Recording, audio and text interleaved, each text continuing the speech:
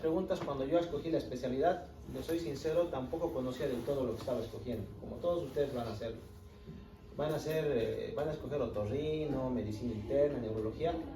Hasta el momento que empiecen su especialidad no van a conocer realmente qué consiste su especialidad. No van a, en verdad, a medida que vayan recorriendo el camino recién van a saber qué es. Pero algunas preguntas: ¿qué es oncología? ¿Qué es cáncer? ¿Qué ramas hay en la oncología? Usted ha visto Doctor House, ¿no? Alguno ha debido ver. ¿Ya lo conoce al Dr. Wilson? Sí, ¿no? El Dr. Wilson hace la biopsia, ve en el microscopio, le pone quimioterapia y con una placa dice 6 meses, ¿no? Siempre dice 6 meses, si se han dado cuenta. Pero ahora les voy a orientar si esto es cierto, si es así, ¿no? Si el oncólogo lo hace todo o necesita la ayuda de otras especialidades, qué formación requerimos y algunos términos, ¿no? Que son importantes en la oncología y algún caso clínico que vamos a ver, ¿ok? Bueno, a ver, ¿qué creen que es la oncología? Rápido. De los pacientes con cáncer, ¿ya? Estudiará tumoraciones benignas, un fibroadenoma, una metaplasia. Ya, vamos a quedarnos con ese concepto. ¿Qué es cáncer?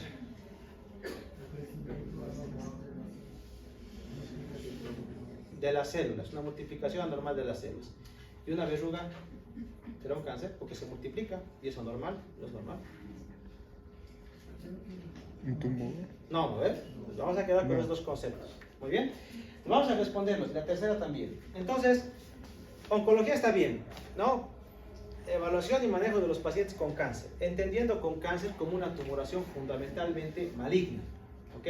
¿Qué quiere decir con maligna? Está bien lo que han dicho, multiplicación rápida, pero la clave es esta segunda parte. Se extiende más allá de sus límites y van a otros órganos. Les doy un ejemplo, ¿no? Si ustedes, por ejemplo, tienen aquí la piel y tienen una verruga, que es un papiloma, ¿ya? Es una proliferación de células anormales. Este papiloma nunca va a pasar de su lámina basal, ¿no? Nunca va a pasar.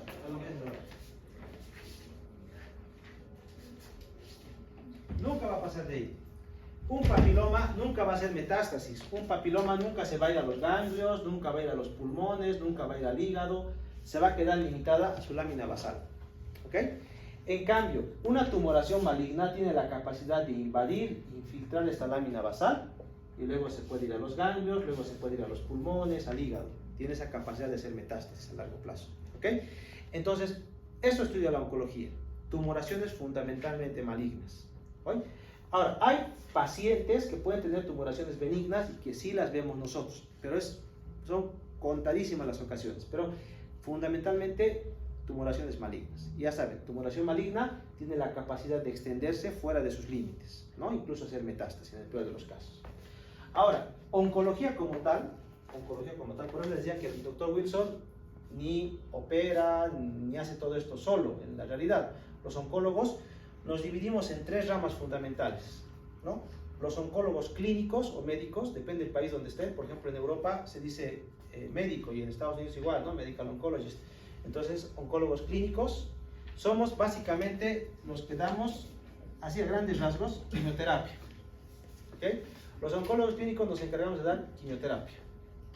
El oncólogo... Pasa. Allá tienes un asiento. Buenas tardes. El oncólogo radioterapeuta, como su nombre lo dice, radioterapia. Pauta, radioterapia. ¿Ok? Vamos a ver después qué es. Y el cirujano oncólogo quirúrgico, pues la cirugía, ¿no? Yo no opero un cáncer, no opero. Si quiero al paciente, no lo voy a tocar, ¿no? Yo lo derivo al cirujano oncólogo. El cirujano oncólogo no está capacitado en dar quimioterapia. El oncólogo radioterapeuta tampoco. En otros países esto es un poquito más laxo. Hay oncólogos radioterapeutas que dan quimioterapia, oncólogos clínicos que alguna vez pautan radioterapia, pero son muy contados casos. La mayor parte tienen sus propias actuaciones. Yo, por ejemplo, no daría, ¿cómo le puedo explicar? Una radioterapia o pautaría una radioterapia a un paciente, ¿no? Para eso hay otro especialista. ¿Ok? Entonces, oncología tiene estos 3 ramas que podemos decir, ¿no? Y otra cosa más, habitualmente si vamos a ver esto, ¿les hace falta o echan de menos alguna especialidad o subespecialidad? Si yo les digo que hay oncólogo clínico, radioterapeuta y cirujano oncólogo, ¿echan de menos alguna especialidad o subespecialidad relacionada con oncología? ¿O subespecialidad también? ¿Habrá, por ejemplo, oncólogo pediatra? ¿No? Hematólogo oncólogo, pero no entra, ¿no? Dentro de estos. Pues no entra. No entra. ¿Ya? El oncólogo pediatra, por ejemplo, es un pediatra especializado en oncología. Tiene que hacer pediatría 5 años y después recién va a hacer oncología pediátrica. Yo me he enterado tarde de eso, que es el oncólogo pediatra. ¿Ya? Entonces, el hemato-oncólogo es un hematólogo especializado en oncología. El uro-oncólogo lo mismo y esto es igual. Entonces, por eso no se relacionan con la oncología como tal. Los tres, tanto radioterapia, oncología médica como las quirúrgicas, nos hemos formado en oncología específicamente en esa rama. Estos ya tienen una especialidad y de su especialidad se subespecializan en esto. ¿Ok? Por ejemplo, yo no trato niños. Soy oncólogo clínico de adultos. No trato niños. Si hubiese querido tratar niños, habría hecho pediatría primero, ¿no? Y en general van a ver que en todas las, por curiosidad, ¿no? En todos los países, generalmente les piden una formación en medicina interna, ¿no? Para que quiera ser oncólogo. Generalmente es 1 a 2 años más o menos la formación interna y luego pueden hacer la subespecialidad o completar interna si quieren y hacer oncología. Oncología son generalmente 4 años en la mayor parte de los países, incluido México. En Europa, por ejemplo, son 5 años de entrada directa. Y los oncólogos clínicos no solamente nos dedicamos a pacientes con cáncer, tenemos manejo en cuidados paliativos, en ensayos clínicos, terapia del dolor y últimamente en investigación, ¿no? Si ustedes se van, por ejemplo, al New England Journal, ¿te ven? Una buena parte de las investigaciones son en oncología, que ha salido este fármaco, que ha salido esta otra cosa. Recomendación, vayan leyéndose revistas médicas, que eso va a ser su pan de cada día después cuando hagan su especialidad, ¿no? Bueno, a grandes rasgos, eso es lo que tenemos en oncología, ¿ok? No se preocupen, les voy a pasar las diapositivas, ¿ok? Céntrense en la explicación si es posible. Ahora, en oncología tenemos un objetivo, ¿no? Curar al paciente. ¿Se podrá curar a un paciente con cáncer? ¿Ustedes qué creen? Sí. ¿Se puede? Sí, depende, ¿no? Del estadio, de la localización, del tipo de tumor, se puede, ¿ya?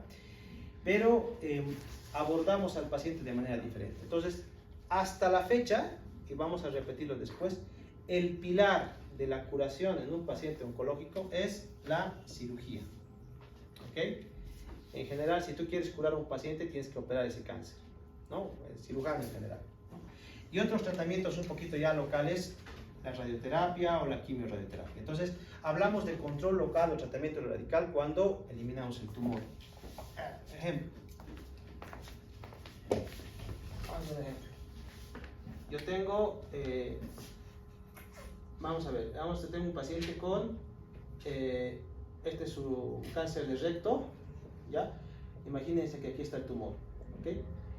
Yo le hago los estudios y me dice, este cáncer de recto está completamente localizado hasta la lámina, lámina propia, no, hasta la muscular propia. El tejido que es el mesorrecto no tiene ganglios, vamos a decir que es un localizado, ¿ok? Localizado.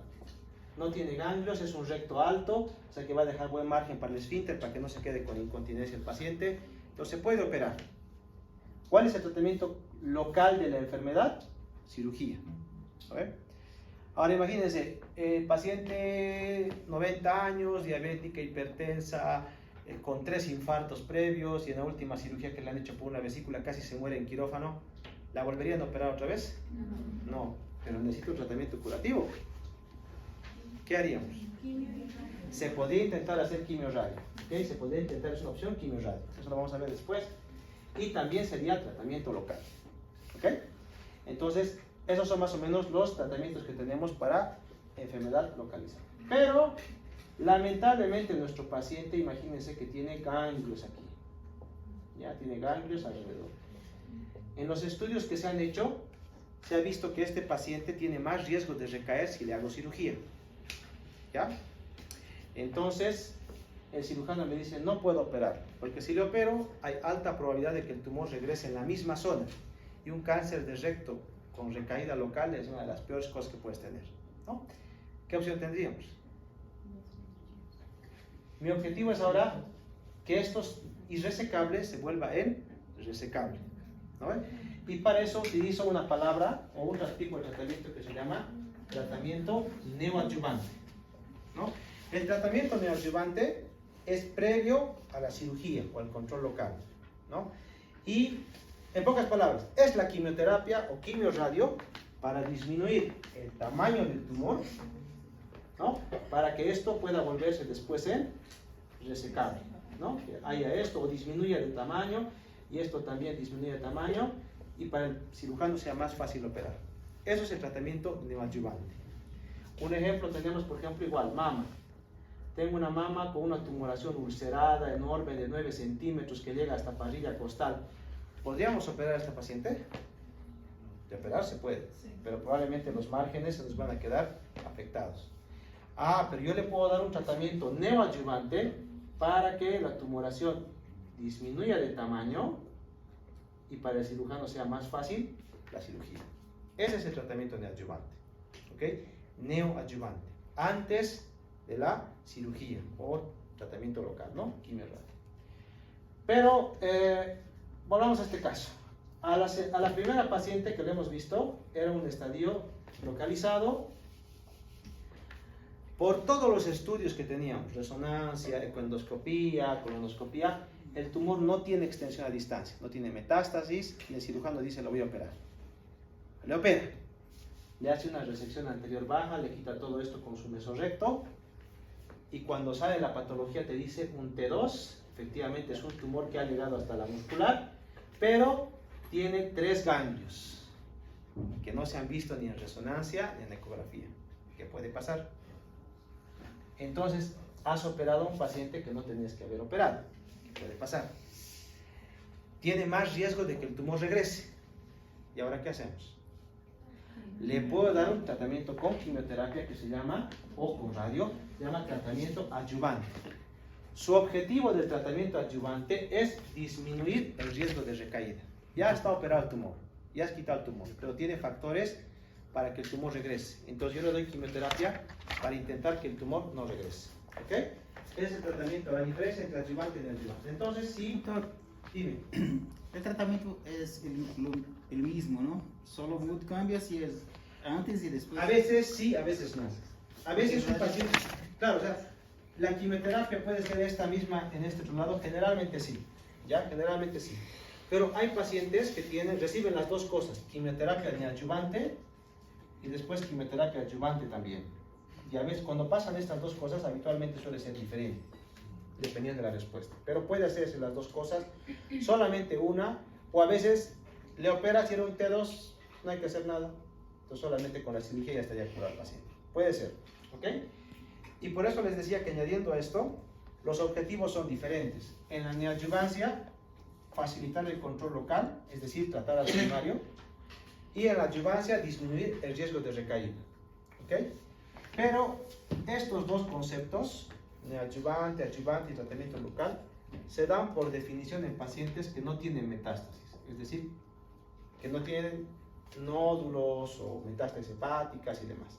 Si yo tengo a mi pacientita de cáncer de recto localizado, que no tiene ganglios y demás cosas, pero tiene metástasis pulmonares, ya cambia el asunto, ¿no? Ya es una paciente metastásica, ya no puedo hacer todo esto. Aunque tiene sus matices, que después lo vamos a ver, ¿no? Pero en general no se puede hacer eso. Entonces, cuando hay un paciente que tiene metástasis, en la inmensa mayoría de los casos, el objetivo es paliativo. Y de ahí viene otro concepto que quiero que conozcan en oncología. Los pacientes metastásicos generalmente, ojo, estoy hablando generalmente, no se curan. O si tienen metástasis hepáticas, pulmonares, de su primario, no se curan. Otra cosa son la diseminación a los ganglios. Tengo una paciente con un cáncer de mama y el tumor ha llegado hasta los ganglios. Esto es una enfermedad localmente avanzada, ¿ok? Esta se puede curar todavía. Pero si me dice que sobrepasa eso y tiene un nódulo en el hígado, o 2 o 3, es un tratamiento paliativo, aunque tiene sus matices. Ahora se está cambiando este concepto. Hay algunos M1 que se pueden curar, pero eso ya es motivo de especialidad. Pero en general para ustedes M1 es tratamiento paliativo, ¿ok? Y fuera de todo esto, han visto que algunos de ustedes han tenido familiares o algún conocido con cáncer. Yo sí, ¿no? Una buena parte. Entonces, uno se hace una pregunta, ¿no? ¿Habría alguna forma de diagnosticar ese cáncer cuando recién está empezando para que no tenga que pasar todo esto? ¿No? ¿No se han preguntado? Mi mamá falleció con cáncer. Yo me he preguntado, o sea, ¿no habrá algún estudio que tengamos que nos permita diagnosticar y tratar al cáncer cuando recién está empezando? Pues sí, son los métodos de screening y cribado, que igual lo vamos a ver, ¿no? ¿Conocen algún método de screening, cribado? Papa Nicolau para cáncer de cuello uterino, por ejemplo, está muy bien. ¿Otro? PET scan, no está. A ver, el screening es, imagínense, a todos los varones, ¿no? ¿Perdón? Eso te iba a contar, ya. A todos los varones. Si les digo esta cifra, 90% de nosotros va a tener cáncer de próstata a los 90 años, ¿ya? ¿Qué método de screening utilizaríamos para el cáncer de próstata? Tacto rectal. Muy emocionados, chicos. No están así, ¿ya? ¿Ok? A ver, eso es lo que les quería decir. El screening tiene que ser un método que le podamos hacer a una amplia mayoría y que nos permita diagnosticar el cáncer temprano, disminuyendo la mortalidad y la morbilidad. ¿Ok? Un tacto rectal puede diagnosticar un cáncer de próstata, más o menos, porque de la inmensa mayoría de los cánceres de próstata no se palpan, aún con un buen urólogo. ¿Ok? Entonces, el método más sensible que vamos a poder utilizar si queremos diagnosticar un cáncer de próstata es el PSA, por ejemplo. ¿Ok? Entonces, yo les hago una muestra de sangre a todos los chicos y probablemente ninguno va a tener el PSA elevado. Cuando lleguen a sus 40, un poquito más, 50, un poquito más y así. A medida que vaya pasando la edad, voy a diagnosticar cánceres de próstata en edades más tempranas.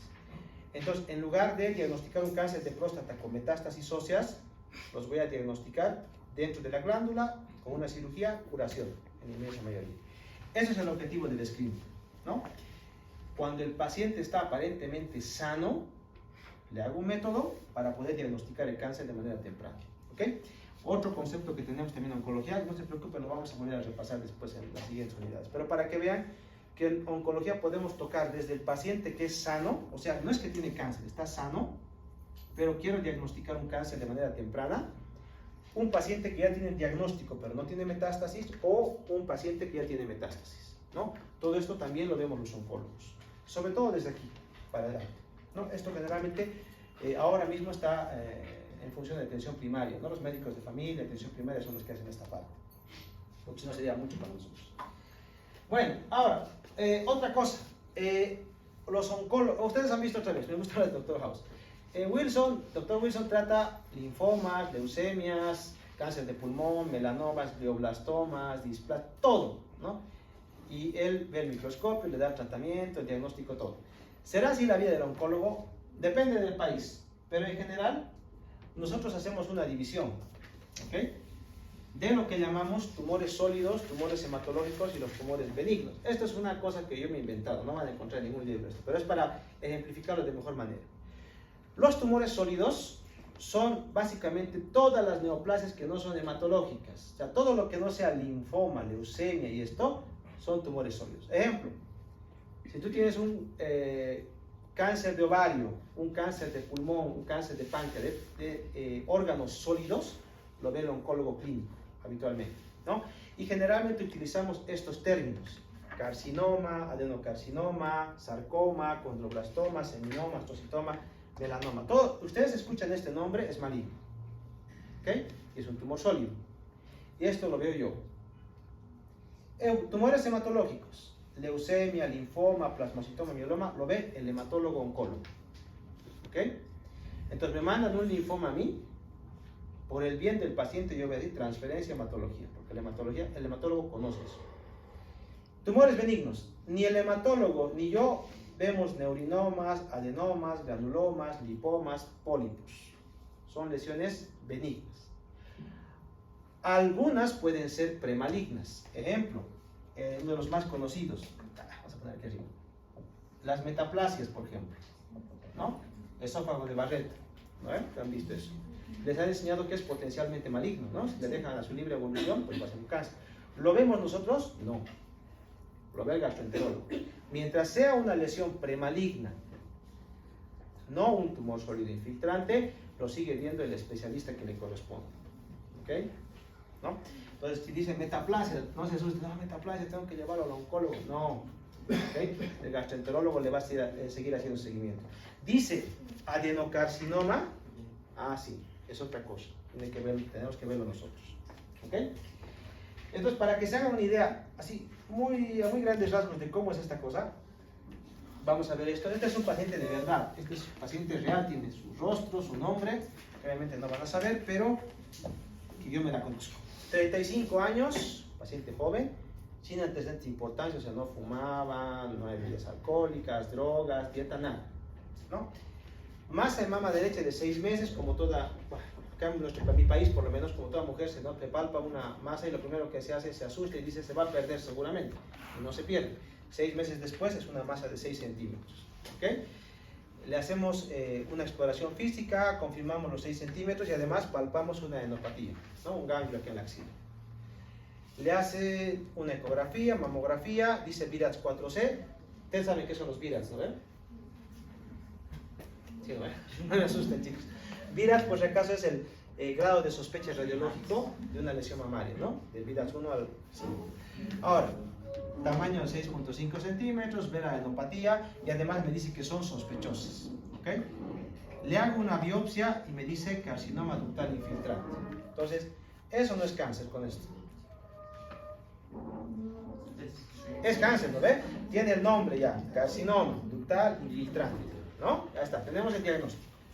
Y en oncología el diagnóstico se hace con biopsia, no hay diagnóstico clínico en oncología. Me dice, pero aquí tiene una masa en la mama, tiene marcadores tumorales elevados y la tomografía está llena de metástasis. Hasta que no me dé una biopsia, para mí no es cáncer, ¿ok?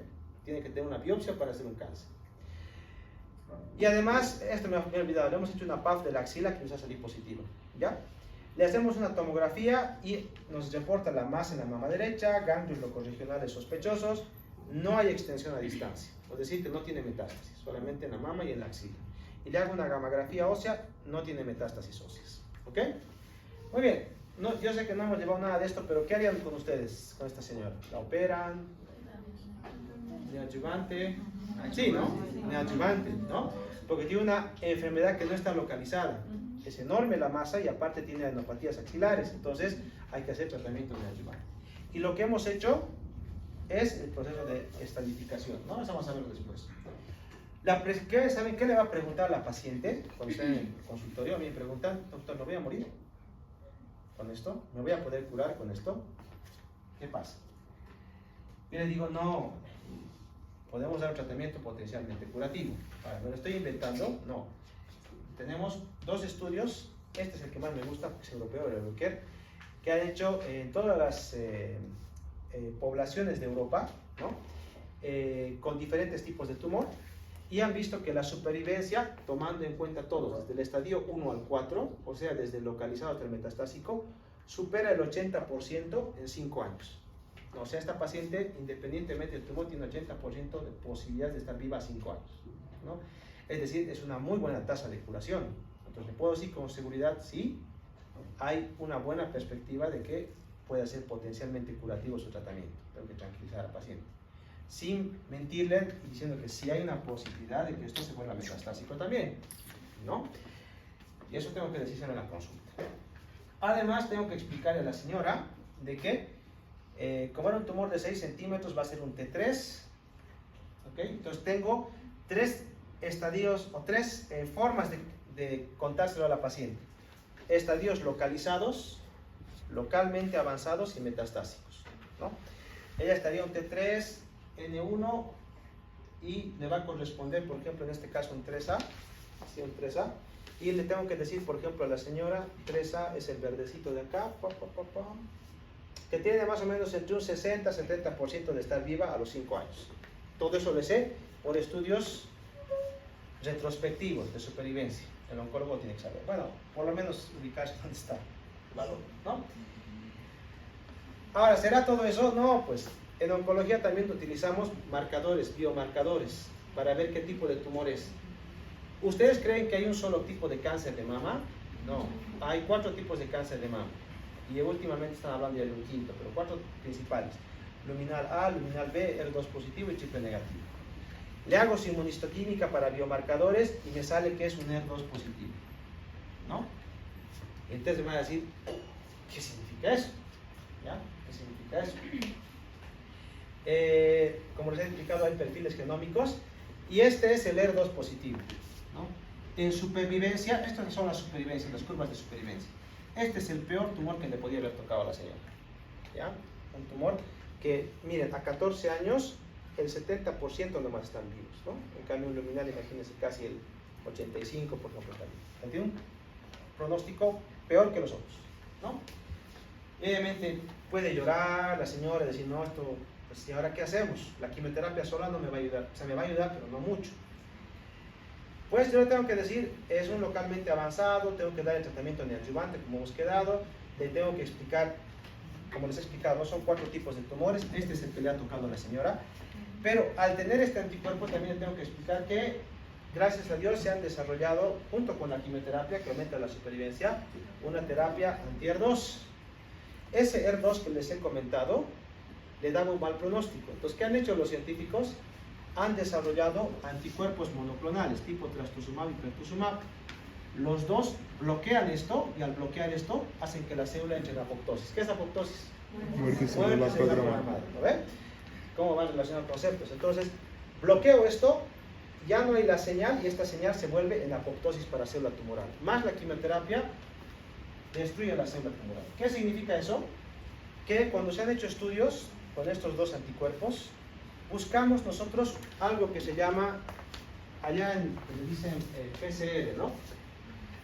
Perdón, Pathologic Complete Response, es decir, respuesta patológica completa, que en castellano sería que el tumor desaparezca con el tratamiento que le voy a dar, ¿no? Esta señora con un tumor de 6 centímetros, ganglios, mal pronóstico antes de la llegada de estos anticuerpos, tenía un pronóstico más o menos infausto.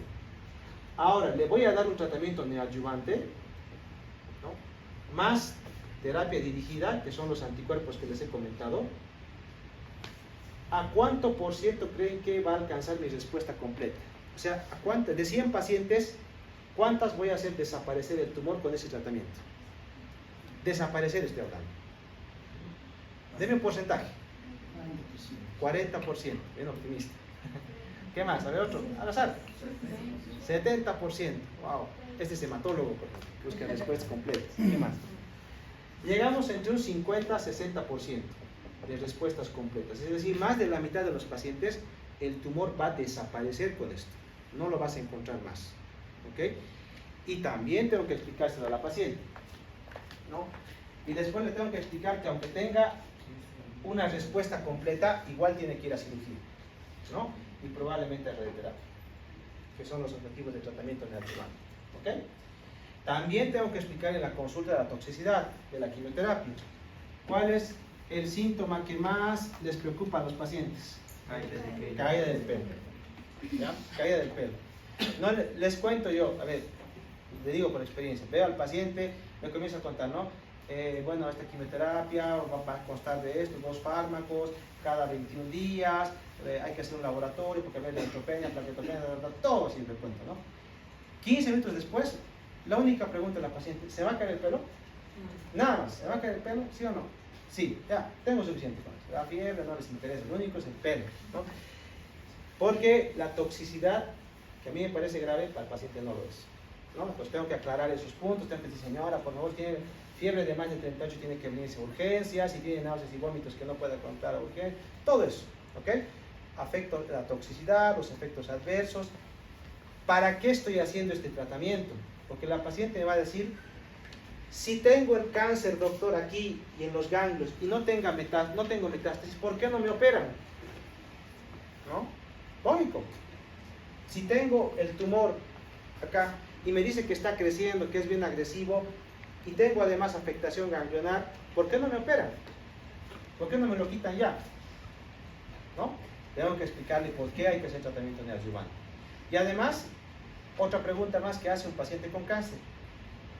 ¿Me asegura, doctor, que va a funcionar el tratamiento? Yo tengo que explicarle, 3 a 5% de los tratamientos neoadyuvantes en mama no funcionan. Es decir, que no solamente se va a quedar quieto, sino que incluso puede aumentar durante el tratamiento neoadyuvante. ¿No? Todo eso tengo que explicarle al paciente. Además de eso, tengo que tratar los síntomas del tumor, porque el tumor en la mama le puede provocar dolor, sangrado. Síntomas de tratamiento, medicamentos para las náuseas, los vómitos, diarrea, el estreñimiento. Si el paciente es diabético, hipertenso, dislipémico, todo esto. Y algunos pueden requerir manejo paliativo. Por ejemplo, para el tratamiento que yo le estoy aplicando a la señora, los medicamentos son cardiotóxicos. Entonces, si yo le doy el tratamiento y no le hago una fracción de eyección antes del tratamiento, pues le voy a meter a mi paciente en insuficiencia cardíaca, ¿no? Entonces tengo que hacer eso. Y además monitorizar. Le está monitorizando, por ejemplo, ha hecho una caída del FEBI del 70 al 45%. ¿Normal o anormal? Han llevado cardio, ¿no ve? ¿Cuánto es lo normal de la fracción de eyección del ventrículo izquierdo? Por lo menos encima del 55%, 50-55%. Para nosotros 50%. Tiene 45%. ¿Qué significa eso? Mi tratamiento le está metiendo insuficiencia cardíaca. Tengo que suspenderlo. Y eso tengo que saberlo yo, no la paciente. ¿Ok? Y bueno, pues así es un poquito mi vida, ya de oncólogo clínico. Y todo esto en el sistema público, bueno, no es público, es seguridad social, pero en el sistema nos dan 15 minutos por paciente. Todo lo que les estoy contando en 15 minutos tengo que embutir a la paciente. Darle sus recetas, su programación y meterle para el sistema, ¿no? Entonces es una especialidad compleja, oncología, ¿ok? Entonces por eso no quiero que se crean que van a saber todo lo que yo sea en este momento, pero los términos más importantes, neoadyuvancia, adyuvancia, paliativo, cuándo es benigno y maligno, pues lo vamos a ir llevando a lo largo de la unidad, ¿ok? ¿Listo? Y ahora, reglas del juego, ¿ok? Asistencia, 10%, han pasado una hojita, ahora no me han dado las listas todavía, entonces cuando tenga, vamos a pasar. Después me das, ¿ok? Microparcial, 30%, y su examen parcial, 60%. ¿Ya? Y ahora, me dirán, como... Doctor, ¿qué? no está actualizado. Dígame. Ah, sí, porque hoy pasamos clases de 6:45 y la autora dijo que tenía una reunión y ¿Ya? lo cambiaron. Donde la micro con asistencia, eso vale 60, todo eso. El examen solo es 40. Entonces cámbielo. Ya. Sí, como el de los influencers. Bueno, me voy a actualizar entonces, chicos, ¿ya? Pero bueno, Sí, no tiene asistencia material. entonces vamos a añadir entonces, lo que me dice entonces el examen 40, entonces.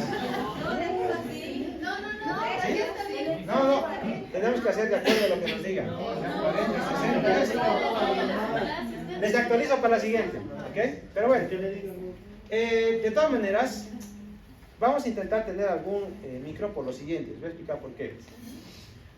Todas las evaluaciones para residencia constan de un examen de selección múltiple. Todos, al lugar donde ustedes vayan, ¿ok? Y les queda ya poquito tiempo, ¿no? ¿Les queda cuánto? ¿2 semestres? ¿Un semestre? 2 semestres, ¿verdad? Para eso. Entonces yo les voy a... Estos son... yo me he formado, por ejemplo, en España, y este es un ejemplo de 2 preguntas del MIR español. No me acuerdo de qué año, ya. Miren, por ejemplo, les leo esta pregunta.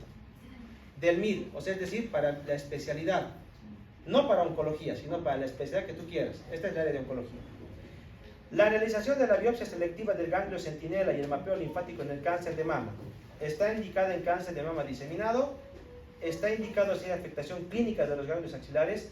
Si es negativa, no necesita ampliar la cirugía de axilar. No está indicada en varones con cáncer de mama. ¿Cuál es verdadero?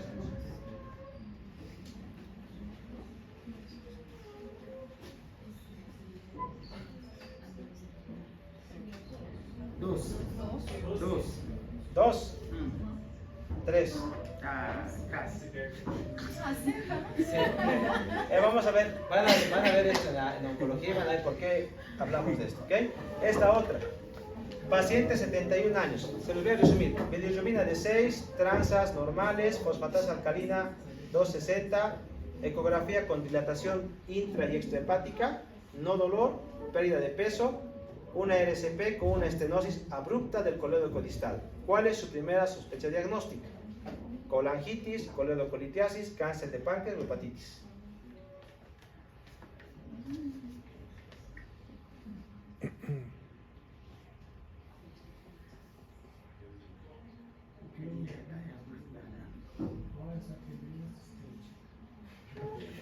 Estamos en oncología, no cáncer de páncreas, pero vamos a hacer descarte. Ni la colangitis esclerosante, ni la coledocolitiasis, ni la hepatitis aguda cursan con pérdida de peso, ¿no? Por eso nada más se pueden ir casi por el cáncer de páncreas, ¿no? Estenosis abrupta, obviamente, habla de alguna obstrucción en la zona de la cabeza de páncreas, porque es donde desemboca la ampolla de Vater, ¿verdad? En la segunda porción del duodeno.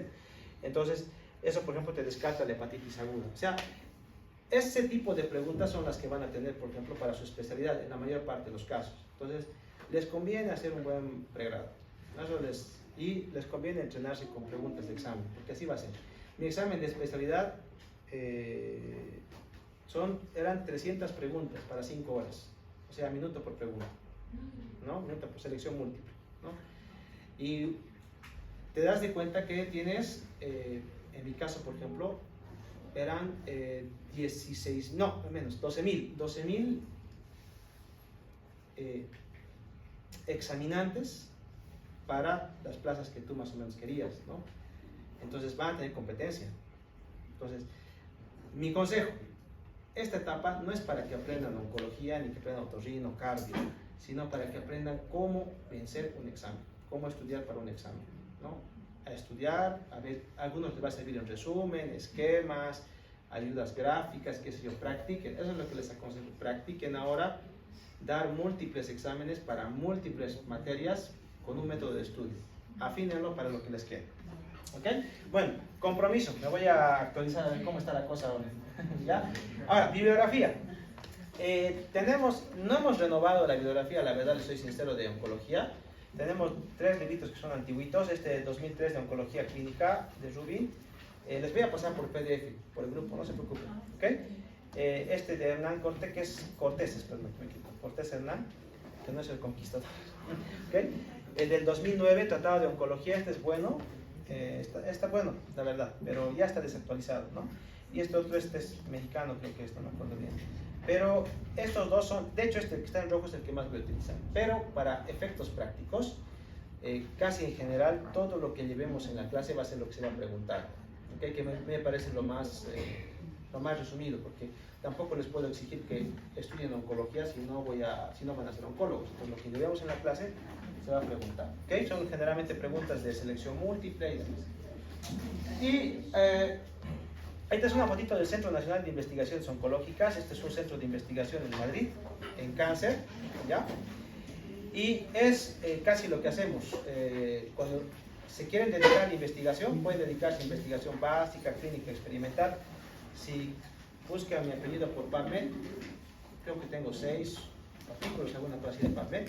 Obviamente, autor 20 o 6, digamos, de los artículos, pero así se empieza, ¿ok? Bueno, eso es todo. Nos vemos entonces en el siguiente.